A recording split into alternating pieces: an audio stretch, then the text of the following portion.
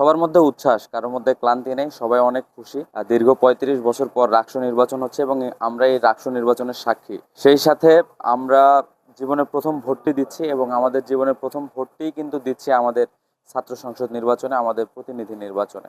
তো সব মিলিয়ে আমরা অনেক বেশি উচ্ছ্বসিত এবং আমরা আশাবাদী। শিক্ষার্থীরা আমাদের যে ফিডব্যাকটি দিচ্ছেন, আমাদের প্রতি যে প্রতিক্রিয়া দিচ্ছেন, যে আন্তরিকতা দেখাচ্ছেন, আমরা ইনশাল্লাহ আশাবাদী রাজশাহী বিশ্ববিদ্যালয়ের শিক্ষার্থীরা তাদের জন্য সৎ, দক্ষ এবং যোগ্য নেতৃত্ব বাছাই করবেন বলে আমরা বিশ্বাস রাখি ইনশাল্লাহ। নির্বাচন কমিশন যেমনটি বলেছিল যে ইম্পোর্ট করা কালি, এরপরেও কিন্তু আমরা দেখতে পাচ্ছি এবং শিক্ষার্থীদের কাছ থেকে এই অভিযোগটি আসছে যে এই কালিটি উঠে যাচ্ছে।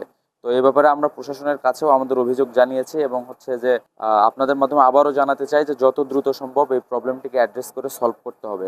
এই অমোচনীয় কালি যাতে ব্যবহার করা হয়, এই ব্যাপারে প্রশাসনকে আমরা আহ্বান জানাচ্ছি।